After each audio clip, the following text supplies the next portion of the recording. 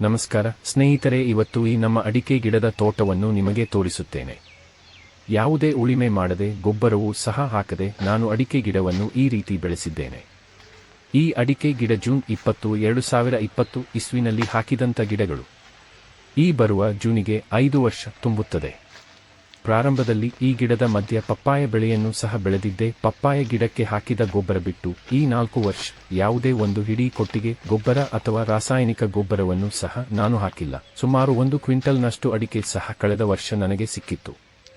ಈ ವರ್ಷ ಈ ಬೇಸಿಗೆಯಲ್ಲೂ ಸಹ ನಮ್ಮದು ಚಿತ್ರದುರ್ಗ ಜಿಲ್ಲೆ ಚಳ್ಳಕೆರೆ ತಾಲೂಕು ಹೆಗ್ಗೆರೆ ಗ್ರಾಮ. ಇಲ್ಲಿ ಸಾಕಷ್ಟು ಬಿಸಿಲಿದ್ದರೂ ಸಹ ನಮ್ಮ ತೋಟದಲ್ಲಿ ಯಾವುದೇ ಗಿಡಗಳು ಹಳದಿ ಬಣ್ಣಕ್ಕೆ ಎಲೆಗಳು ತಿರುವಿಲ್ಲ. ಎಲ್ಲ ಗಿಡಗಳು ಹಚ್ಚ ಹಸುರಿನಿಂದ ಕಂಗೊಳಿಸುತ್ತಿದ್ದಾವೆ. ಮತ್ತು ಕೆಳಗೆ ನೋಡುತ್ತಾ ಇರಬಹುದು, ಇದರಲ್ಲಿ ಬೆಳೆದಂತಹ ಕಳೆ, ಹುಲ್ಲು, ಬಿದ್ದಂತ ಗರಿ, ಅಡಿಕೆ ಪಟ್ಟೆ ಯಾವುದನ್ನು ಸಹ ಹೊರಗಡೆ ನಾವು ಎತ್ತಿ ಹಾಕುವುದಿಲ್ಲ. ಎಲ್ಲ ಅಲ್ಲೇ ಬಿದ್ದು ಕೊಳೆತು ಗೊಬ್ಬರವಾಗುತ್ತದೆ. ಇದರಲ್ಲಿ ಸಾಕಷ್ಟು ಎರೆಹುಳು ಉತ್ಪಾದನೆ ಕೂಡ ಆಗಿದೆ. ಇದು ಜೀರೋ ಕಲ್ಟಿವೇಶನ್ ವ್ಯವಸಾಯ ಪದ್ಧತಿ.